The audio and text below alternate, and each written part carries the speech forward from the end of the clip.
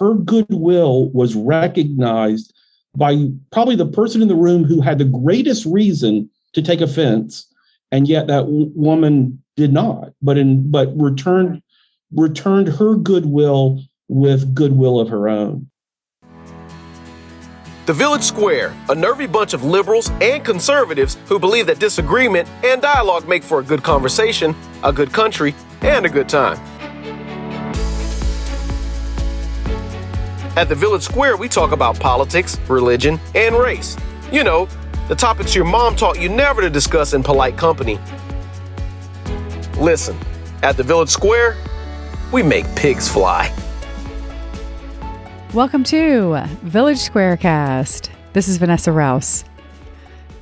Thanks for joining us for our 50th episode of Village SquareCast, which is coming out right in the middle of our 15th year of programming at the Village Square. So we have a lot to celebrate today, and we brought some friends along to join in the fun.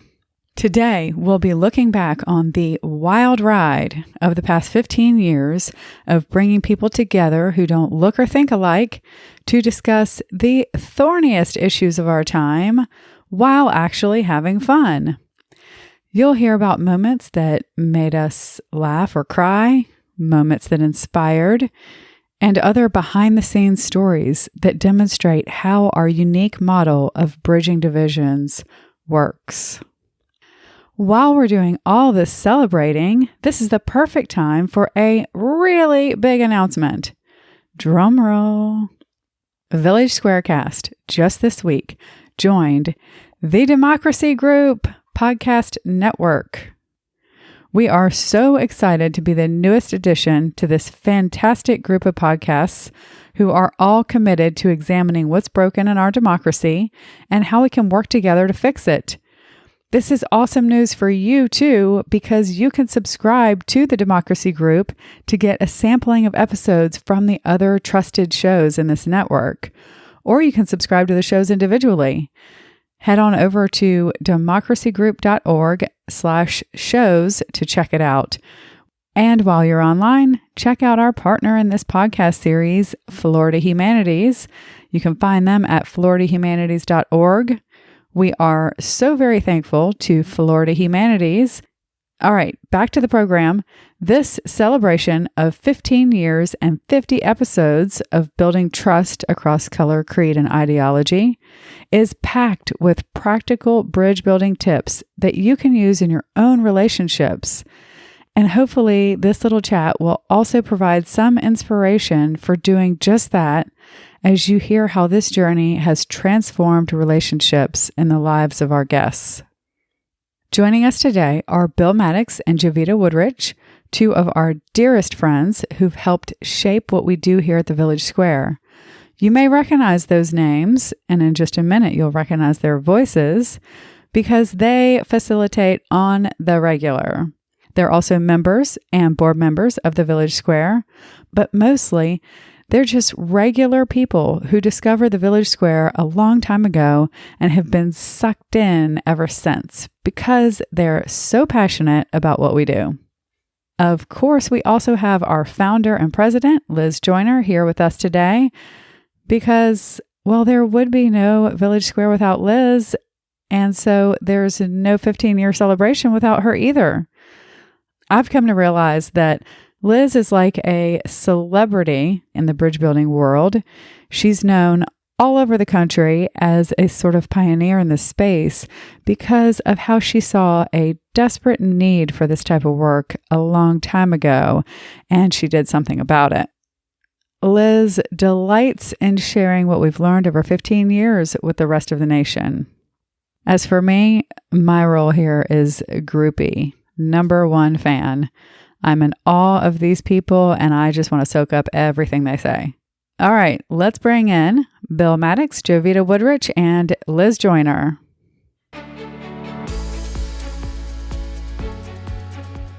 Thank you all so much for doing this. You guys are amazing. Thank you, Vanessa. All right. In order just to sort of have a little fun with this, I prepared a few little rapid fire questions just to kind of break the ice. Are you guys ready? Yes. Sure. We're ready.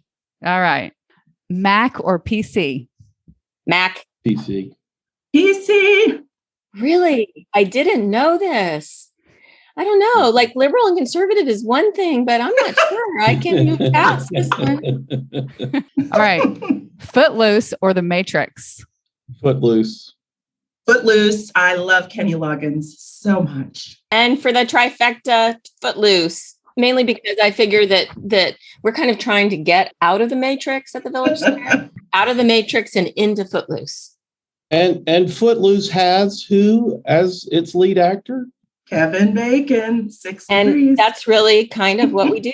We are a Kevin Bacon 6 degrees or less, really, organization. That was nice, Bill. I like that. You guys are amazing. I didn't even think about that. That's awesome. All right. Getting a little more serious when it comes to facilitating a Village Square event, which all of you have done many times.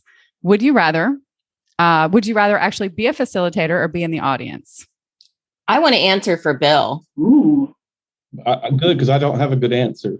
His answer is going to be in the audience because he is so humble about saying yes to my multiple invitations for him to facilitate. No, they've heard enough from me. Get someone else. Why don't you get Vita? Sounds just like you, Liz. It does. Well, and I'll say too about that is that the next time you see Bill after he's been in the audience, the things he says are so profound that you're frustrated that he wasn't the facilitator. It's completely true. And you're right, Vita. And almost always he asks some question from the audience that is just so thoughtful and well constructed and what we call crisscrossy, right? He's asking something that actually changes the way that you see something. So you're exactly right. You say, oh, wow, Bill should have facilitated. That's great. Well, I would love to answer on behalf of Liz, and it's the exact same answer as you gave for Bill. I keep saying, I want to hear more Liz. I want to hear more Liz. And she's like, they hear me all the time. It is true. That's how I feel. And I love to facilitate. That is just the energy. And it really is like a child excitement versus I would like to be in front of people. It is always disbelief, but then absolutely, I can't wait to be able to do it. So we have a nice mix. For me, I'll say that it's a lot like when my wife and I are out and there's dancing taking place and a song comes on and it's like, I don't think I can dance to that. But then there are topics that arise that it's like, oh, I've got to get up and do that one. And so usually when you hear me say, I'm not feeling it, it's because I don't want to go and make a fool of myself the way I do invariably on the dance floor, even when I get out there. But there are times when a topic will come around that it's like, I really got to do that one if I can. And I should note there have been a few times when I think Bill has said no that I have somehow convinced him otherwise. That's great. And a great analogy. All right. Now, the last two I have for you, quick yes or no answers. Is there such thing as too much agreement? Yes. Yes. Absolutely. All right. And last, do pigs fly? We've seen it. Literally. All right. No, I mean figuratively. Wrong word. All right. Thank you guys for indulging me. Let's move on. So we're going to kind of go down memory lane here a little bit and talk about some of the behind the scenes moments, some of the joy and the challenges that have led to all these great programs that the rest of us get to enjoy. But one thing that I don't know about you guys really is how did you get connected to the Village Square in the first place, Bill and Vita? Vita, do you want to go first? Yeah, I was in graduate school for social work, social policy and administration. I think I had a friend who was familiar. And then I started in grad school with volunteering. So I was helping with food, picking up plates, and then getting to sit down without paying, asterisk, the grad school and the working in restaurant. And I just could not believe what I was hearing. I had no idea that the kind of gap that I would feel and perceive in my perspective could be filled. I didn't know where I could possibly have gotten that. So to sit in the back, it was a thrill to drop forks and spoons and say, I apologize that you weren't finished with your last Brussels sprout. I will put your plate back down. But those were my beginnings. Beautiful. And in my case, I had lived in Washington, D.C. for about 25 years and had just grown so tired of the rancor and division. And this was back in the aughts, 15 plus years ago, that I moved away and said, I got to get away from all this politics and all the rancor. So I moved here to Tallahassee. Soon after I get here, I pick up a newspaper, local newspaper, and there's an article by Kathleen Parker, national columnist, that referenced the Village Square and spoke of it in very intriguing terms about how it was, seeking to kind of bridge division and all of the rest. And soon thereafter, I was at a performance at Young Actors Theater where my boys were doing theater. And I recognized Liz Joyner, who was behind this whole enterprise called the Village Square. And I approached her and I guess the rest in some sense is history. But the thing that I should note about that is that for some curious reason, many of the people who have been involved with the Village Square over the years have had some connection to the world of theater. And I don't know if that means anything, if there's some significance to empathy or putting yourself in other people's shoes or playing different roles or I don't know what. Or liking jazz hands.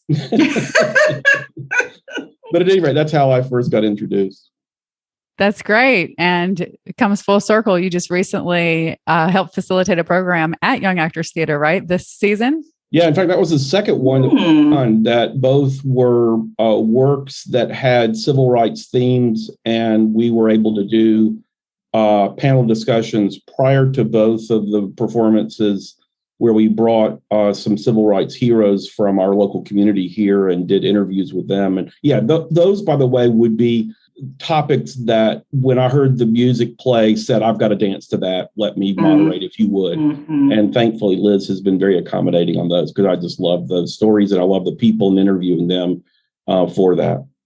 That's great. I love it.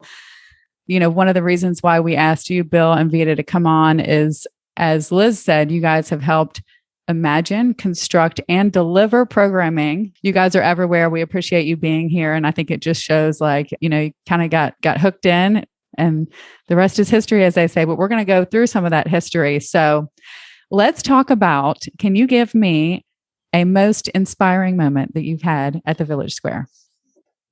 Well, for me, probably the single moment that was most inspiring was a day when we were at our Faith Food Friday God Squad program that brings together people from different faith traditions to talk about different topics. And in the course of that day's discussion, I don't even remember what the topic was, Rabbi Romberg made reference to the fact that the local school superintendent and school board seemed to be sympathetic to the concerns of many of the students in his congregation who needed to have accommodation during the High Holy Days. And after he finished, there was this crotchety old Southern Baptist deacon in the audience who had become friends with Rabbi Romberg through the course of this program.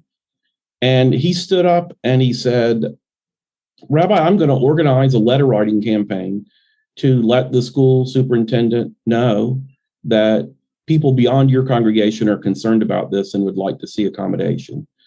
And he did. And sure enough, the school board soon thereafter began recognizing the High Holy Days and making accommodations for these Jewish students. And I just thought, this is part of what makes this whole thing so wonderful, is that problems that can be solved with unlikely people sometimes through the friendships that are built get solved. And that was something that, we didn't set out to make happen. No one sat in a room and said, hey, let's figure out a way to address this policy issue in our local community. It was really just a kind of organic, spontaneous thing that arose because of a deep friendship and a mutual respect between two very unlikely people. That's amazing. That's what it's all about, right? And it reminds me of somebody just commented, somebody who doesn't know us at all, because they saw something we put out on social media about the God Squad, and they wrote in a comment something about how they're an atheist and maybe wouldn't be welcomed here. And no, the response is, no, we have lots of atheists that come and they love it. And there's some great participants, right? Because there's room in this conversation for everyone. And that's the whole point. So that's really great. I love it. Actually, a group of atheists has come for years and years. And one of my little favorite moments at the God Squad is just seeing some of them talking with our God Squad members who've become, really good friends over the years. It's really just a beautiful opportunity. And so many of the moments I think that are inspiring really come from seeing what happens when you draw people together who aren't hanging out in this particular environment. And then you see what happens, and you understand the importance of, creating those relationships and being open to those relationships. And one of my moments came fairly early on when we did, I think the program was called a pastor, a priest, and an imam walk into a bar. And these very nice people let me Photoshop them outside a picture of a British pub for the poster. So we invited a number of people from the Muslim community to make sure that they had the experience of, having this conversation with us. And we have a buffet dinner that we provide as part of, the invitation. And they sort of came in together, and there were maybe, 15 Muslim people coming in, all bearing these beautiful bowls and plates of food.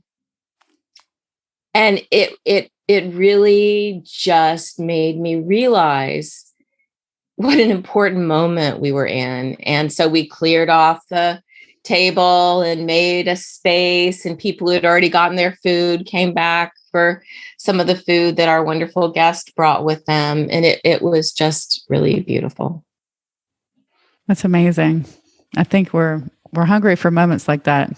And they change us, right? Those moments change us. Yeah. And it's hard to make them happen by ourselves. That's what I think is so amazing here about what you've done. I certainly don't know how to just create that. So I appreciate what you guys have created. I think this would be a really great moment to talk to you, Liz, real fast about one of your aha moments. I asked you guys to think about what an aha moment might be through all of this. And so you talked about one particular story about how it helped really define your approach. Can you tell us more about that? Yeah, actually, Bill was involved in this marginally as well. We were going to have a program on immigration really before the town halls started getting rough and there was violence related to immigration. This was, what year was this, Bill? Oh, gosh, probably 6-8 years ago. I mean, it's been quite a while. Yeah, it's been a while. Yeah, I think it was when with the rise of the Tea Parties is about when this happened. And that was really the only program that when we got closer to it, we started thinking maybe we need to have a plainclothes police officer here because there was violence everywhere. Mm-hmm. And we didn't, by the way, and it worked out fine. And it worked out fine, I think, because of this. So Rabbi Romberg was going to facilitate this conversation, and his opinion on immigration leans to the left. And so we started there, and we thought we've got to find somebody who has a pre-existing relationship with Rabbi Romberg, who disagrees with him completely on this. And we thought that isn't always what we do, because sometimes it's impossible, right? But this time we thought it was especially important because we were going to have to handle this event with 150 people in the room and make sure that we all had a constructive conversation without anything escalating. So we had him think through people he knew, and lo and behold, he went to his fantasy baseball league, which Bill is actually a member of now. I think were you then? You might not have been. I don't know that I was. Yeah. I think it was before my joining. And he had, because Senator Rubio had been a senator here in Florida, his general counsel, Len Collins, had been in the fantasy baseball league with the rabbi. and still was. And so we knew then that when we had two people who disagreed completely, but hung out with fantasy baseball, that we were in good shape. Unless, maybe a controversial trade came up during the conversation.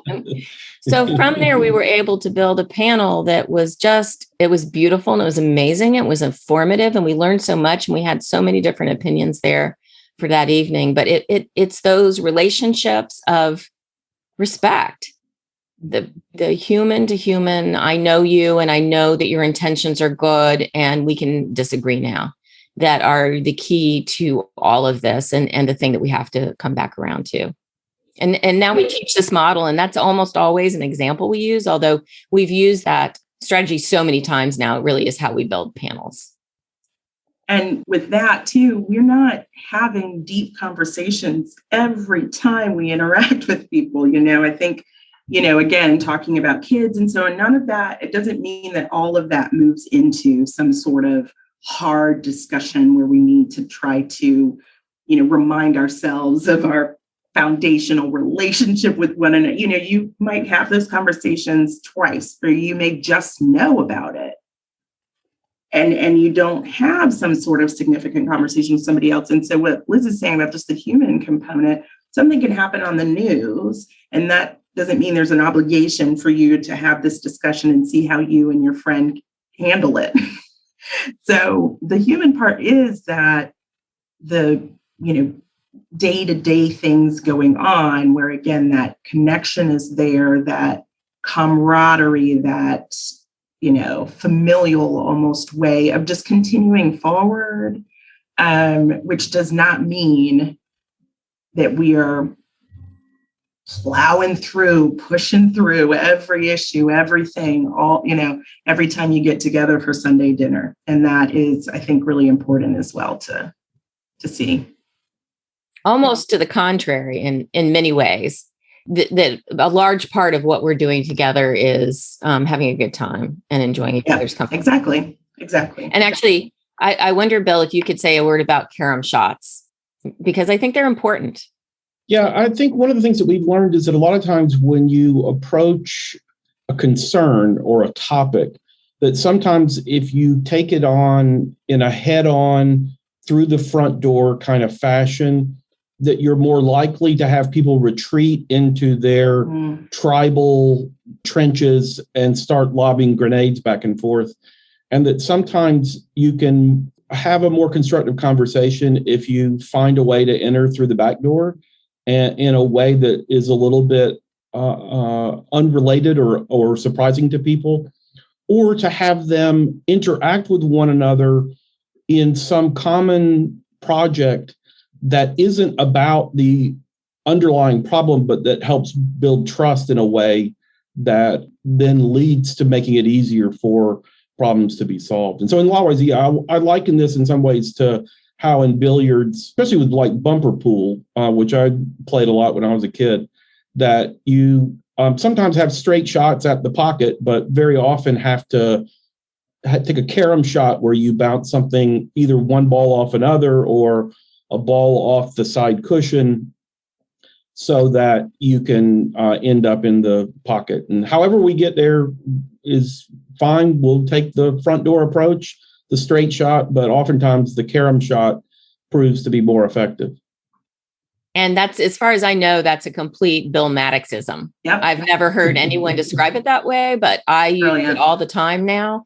And in fact, I teach it. And one of the things I've learned is that really data and science says that when conflicts get really extreme and really difficult, and I think that we are, it certainly seems like our conflict is escalating across political division.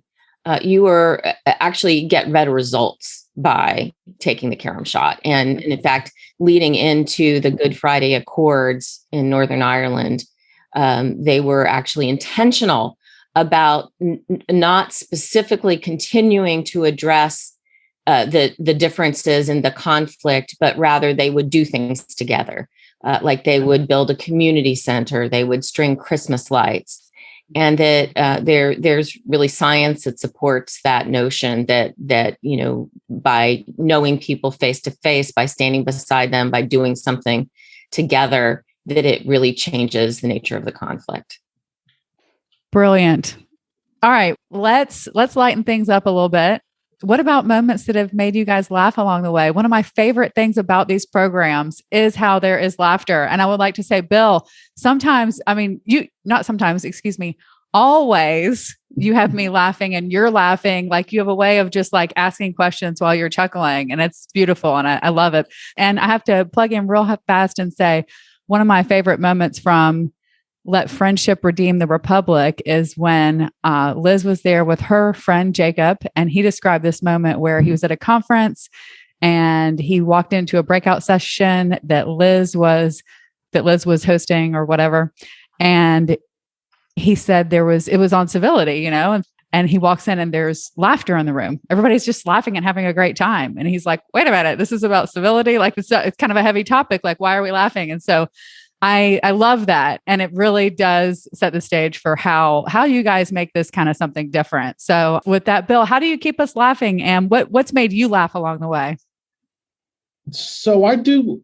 I mean, obviously these are serious conversations and we don't want things to go too juvenile or too sophomoric so that you can't then have a serious conversation.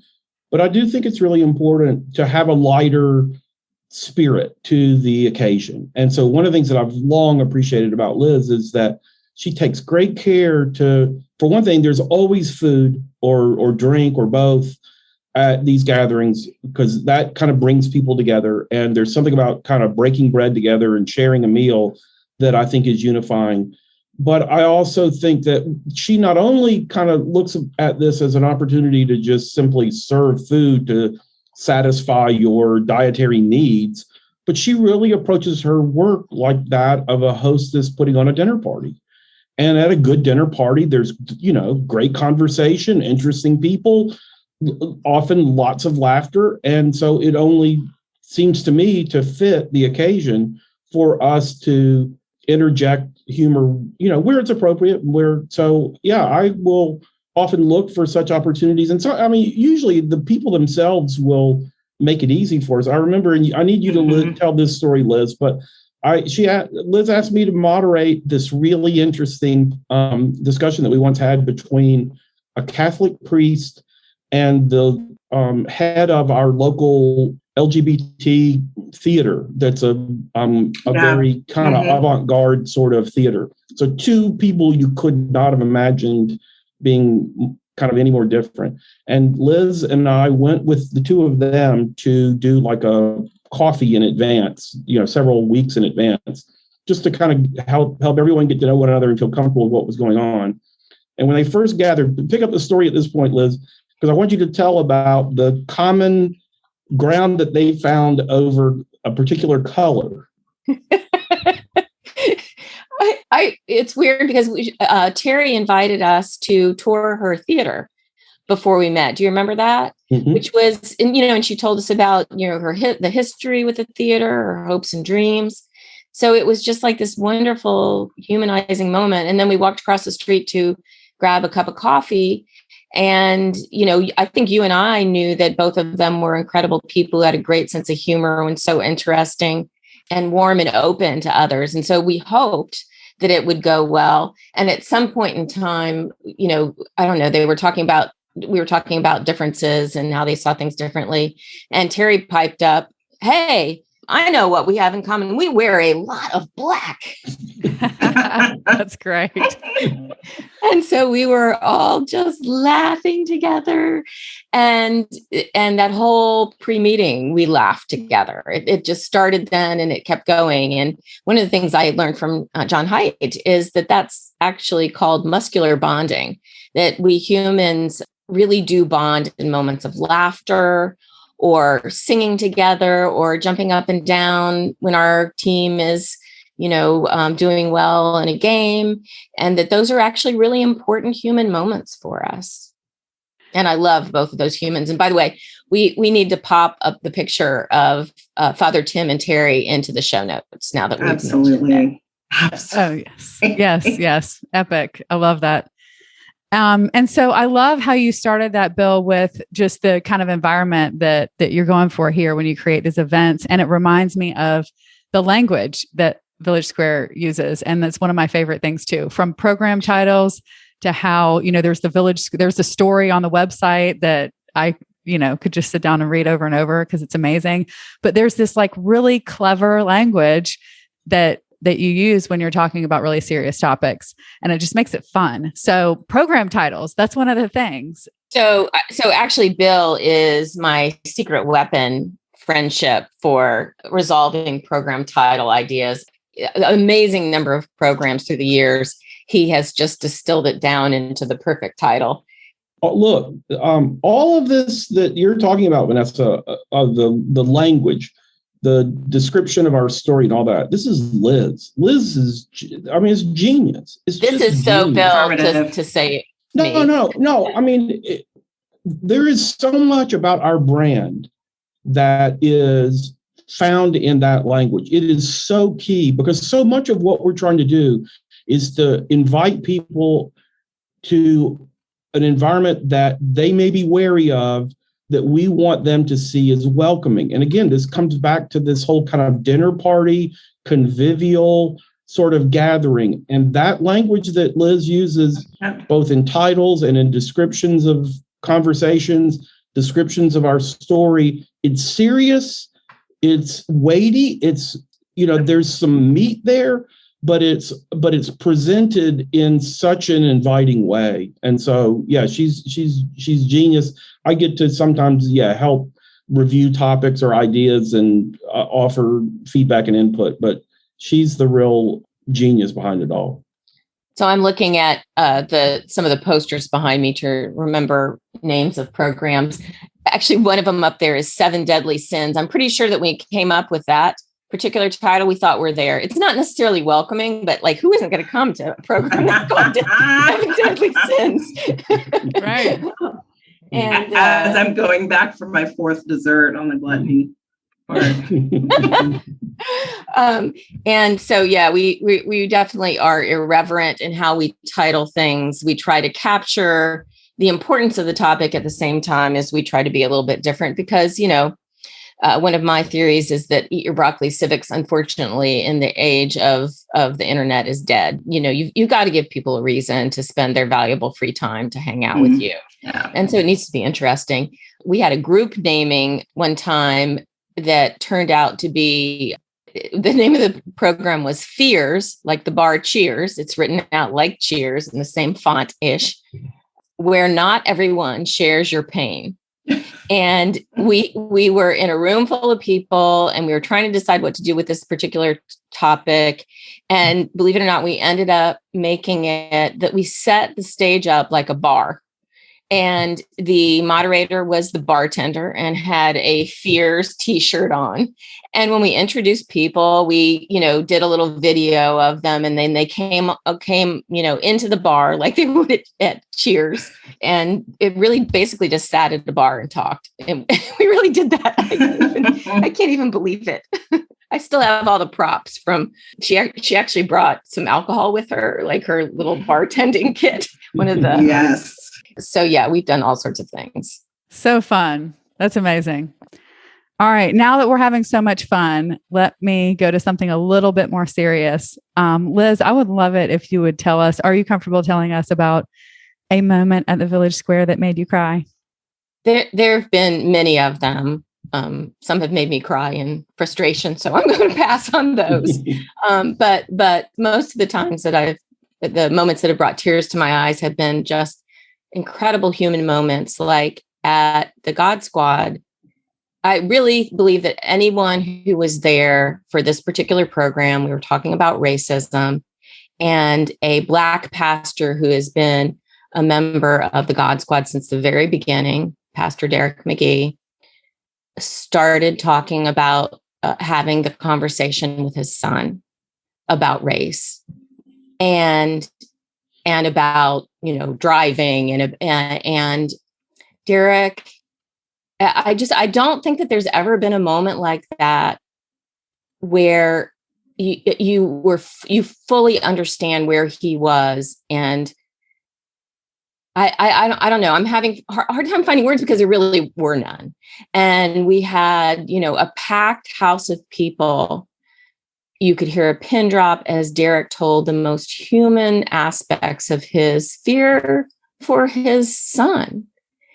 And we've got, this amazing picture of someone coming up to Derek afterwards. And it's funny too, because something happened with that audio and we couldn't ever find it. And we kept telling people about that incredible moment with Derek, and we couldn't find the audio. And I think maybe that's the way it ought to be. It was a very human, personal moment that we shared that day. And I won't ever be the same after it. I won't ever think about race-related issues without thinking about Derek that day. Wow. It says a lot about just the whole concept of perspective, that it's so hard for us to consider what it's like for somebody else. And so just to be able to have that moment, I think is remarkable.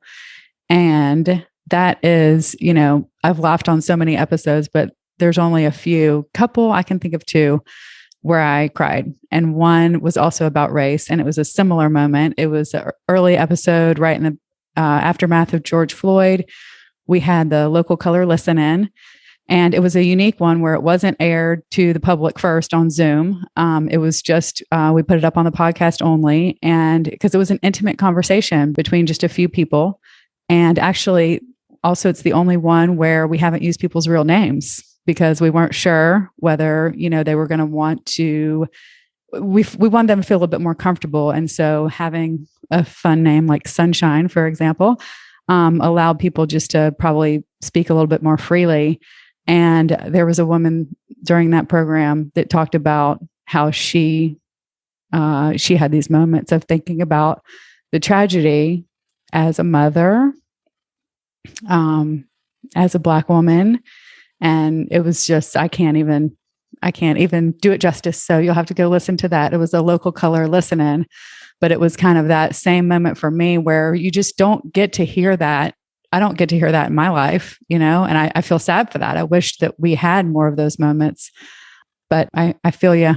And I also agree. It's interesting that audio from Derek is not around.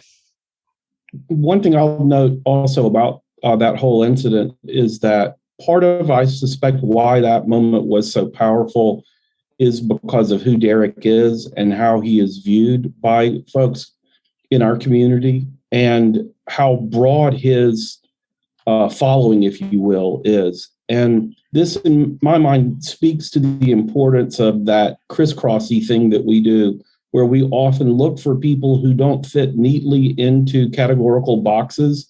And so in Derek's case, he's a Black minister who by day works in public policy, has worked for the governor, a Republican, and has, I believe, is a registered Republican himself. And so he's someone that, again, kind of crosses a lot of lines and boundaries and categories. And I think for that reason, when he speaks on a topic like that, there are people who might listen to him and hear him and will feel like a particular point of view is being validated that they might not otherwise hear. And that's what we want to see happen, is for the folks that we put on stage to be people that can offer unique and interesting insights that will be heard by broad groups of people and not just the usual suspects. And then, Vanessa, there was one other one that when we did statues, I can't remember what that local color was called, but there was a woman, a middle-aged white woman, who stood up and just, you could tell there was this genuine, I don't understand or I don't know from her. And it really was coming from a place of humility. But she asked whether this was something that has always been a problem and didn't really understand, why this was something we were talking about now. And what was it about, kind of why was the intensity there? She said a few other things. And then this equally lovely Black woman stood up. They were about the same age. and shared with her about some of her experiences, and talked about how much she loved to read, and that when she was younger, they only got these second, third, fourth hand books with pages missing. And, just how hard it was for her, even just in education as a little girl, to be exposed to have to deal with this. And that she was so excited when she went to the Congressional Library, I'm not sure, in DC, and they let her in, and she stayed for hours just reading and getting a chance to just absorb what she wanted. And I apologize because the kicker there, I can't remember that specific connection, but the idea was this woman had no idea that this was really just a struggle, and it represented something to people. It might have been the name of the high school, something like that. And those two women afterwards embraced for probably 15 seconds, which is a really long hug. And then they sat down and talked for a while. And they both had tears in their eyes. And I just heard the woman say, "I am so sorry." And she said, "You don't have to be sorry, but I'm so glad to meet you." And I just went in the bathroom and had like a heavey, ugly cry as well there, because that's my spiritual gift, is crying. So, but I can walk through that with you guys. And that's, pretty indescribable. I think it's indescribable what you offered to other people. I agree, and repeatedly and all the time and right now. Thank you, Vita. I'm so glad she told that story, because I think the exchange between those two older women was really powerful. And the thing that I loved about it was how, in one sense, I guess you could say naive, but in another sense, almost innocent, the older white woman was in kind of first. Exactly. And there was a part of me that was like, looking at it thinking, gosh, I'm surprised that you're unaware, but I'm also of these sorts of things. Not that I'm, somehow greatly enlightened, but the thing that I look back and love about that is just that she felt like this was a place where she could come and kind of ask a question without fearing condemnation, and that her goodwill was recognized by probably the person in the room who had the greatest reason to take offense, and yet that woman did not, but right. returned her goodwill with goodwill of her own. And that, I think, is part of what happens at these gatherings. I didn't think I could even love the Village Square more, and I do. I'm like y'all's number one fan. To close this out, what has this endeavor meant to you? Bill? Oh, gosh.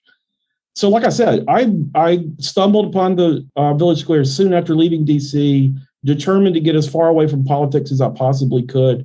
And when I read about it and then met Liz and started going to these, I was like, why am I doing this? I don't want to participate, but I couldn't resist, because these were the kind of constructive conversations that I had longed for, with people who were serious about trying to understand, not necessarily agree. We don't often really kind of end the evenings with a kumbaya session where we all smoke from the peace pipe and say, don't we all agree here? Isn't it great? No, we still have our differences, but you come away with a greater understanding of others and a greater appreciation of others. And the thing that I love about it is just that I've become a real localist, and I just love my city and I love my neighbors. And I find that the Village Square facilitates that in a big way. And I remember just the other day, I was outside watering the grass and some flowers and stuff. And a couple of women who I know only because of the Village Square, they don't live in our neighborhood, they live nearby, and had walked over into our neighborhood and were going to the park. And they stopped and talked for a long time. And we compared notes about all kinds of Village Square programs and other things that we knew about each other only because of the Village Square. And I went back inside. My wife was like, hey, who was that? And I was like, and before I could even answer, she was like, oh, I know. Probably some of your Village Square friends. Yeah. Wow. And it was just kind of a reminder to me about how there are deep personal friendships. I mean, Liz mentioned that I got invited into this fantasy baseball league after a while because of my friendship with Rabbi Romberg, and just how wonderful some of the close friendships that I've developed with people like Rabbi Romberg over the years through Village Square. But I'm also thankful for that second concentric circle out of relationships that I have that are people who I wouldn't consider dear friends or people I hang out with, but people who I regard as neighbors who are of goodwill that I enjoy seeing in the grocery store or bumping into at the football game or whatever it might be, because we have this common bond where we might actually quite often belong to different political or religious tribes or other groupings, but we share this common bond because we're Village Square people. And that means that we care about our city, we care about our community, and we're working here to build goodwill. And I just can't say enough about how much I appreciate what Liz and others around her have done here, because it has greatly enriched my life. That's beautiful. And see, Liz, civics is not dead. Yay! All right. Vita, anything to add there? What has this endeavor meant to you? Oh, I mean, I have kind of on the deepest, most foundational level, it's really helped to refine so many components of my faith, reconcile different things about life and who I am and, what I believe about people and how to live it out, and really just being in sync with the core way to enter into these kinds of relationships. There's just such a practicality there, such an intellectual stimulation there, such an emotional connection, the spiritual for me as well. So just on a very core kind of level, there's that. And then, as I mentioned before, the kinds of conversations that I am able to have, that I am equipped to have as a result of these dinners and programs and personal conversations with folks around Village Square, around the village, and reading these books, I talk to people in this way that is inviting to them. I've learned to, where I really can engage. I will share those 5 prongs of morality by John Haidt. I'll share, an analogy from Liz about something. I will now share about the carom shot, but those kinds of things are not common knowledge to folks. So when you give a metaphor or you give a thought that can help them also kind of, I'm a big Transformers fan, but just kind of have that kind of beginning to shift, and not because I need to change their mind, but for us to be able to be thoughtful together and almost be sort of more on a journey than exchanging information. Like we're building our relationship. It's just amazing to be able to invite people into conversation in a way that I probably would not have been able to before, and to be able to offer insight and thoughts. And here's a word we need to start to come up with. I think that there's a Village Squarean version of devil's advocate, right? Because I feel like I'm able to provide a perspective, even if I don't know the other side of an issue that somebody's talking to me about. The kind of questions that I ask, again, those metaphors or referencing authors or paraphrasing, those things are what allows us to have the conversation. And so with my liberal friends, I always have an extra pull to the conservative side if we're talking. And a lot of it usually is me, if I agree even, saying, but it makes sense to me why this would be the case, right? On both sides, I'll do that. I've just learned how to have conversation in ways that are, if it's Marvel Comics movies, I know how to have those conversations, but it's natural because I've been doing part of this for so long. And Liz and all of these authors, these individuals we have who they're modeling it for me as well. And I've been eager to absorb those things. And I just get to have these really fulfilling conversations in my life that are hard and sometimes easy because of what I'm learning and what I'm exposed to, in addition to what it's doing in our community and our nation, which is extraordinary. I love every bit of that. And I can identify too. I've had those moments. I had an interesting one around the pandemic stuff where in a circle of people that I hang out with, there was kind of one who was not approaching the pandemic like the rest. Right. And there was all this, the group's doing one thing, this one person is doing a different thing, and kind of a buildup of a year of, feeling defensive and judgmental and all this kind of stuff. And I found myself recently representing that person's voice and just kind of saying, right. I think she might feel judged. I think she might feel, this and that.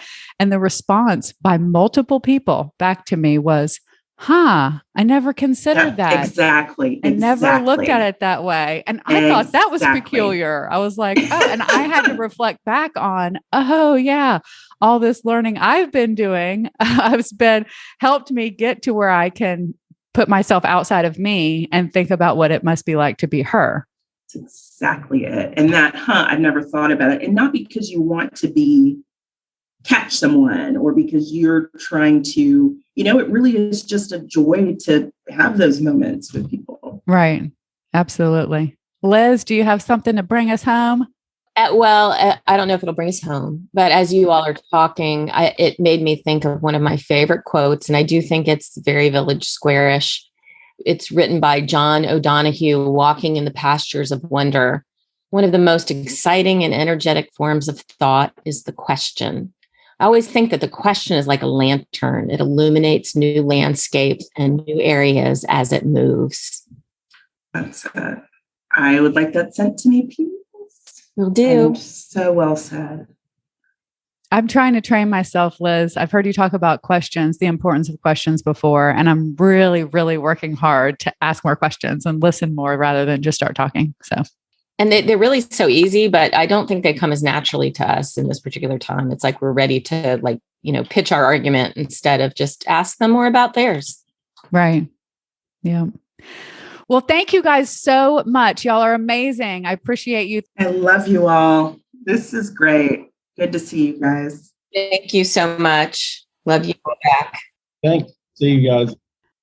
All right, SquareCasters, I hope you enjoyed this chat, and maybe you even heard something that will help you with bridge building work in your own life. You certainly heard enough from me today, so I'm going to let you go with just a couple quick announcements. If we left you intrigued by this whole Village Square thing, check us out online and sign up for our newsletter, which is the best way to stay up to date with everything happening at the Village Square. Just go to villagesquare.us and scroll to the bottom where the little email box is. We'd like to again say thank you to Florida Humanities for partnering with us to present this podcast series. And thanks to you for being part of this journey with us and for joining us in celebrating 15 years and 50 episodes of building trust across color, creed, and ideology.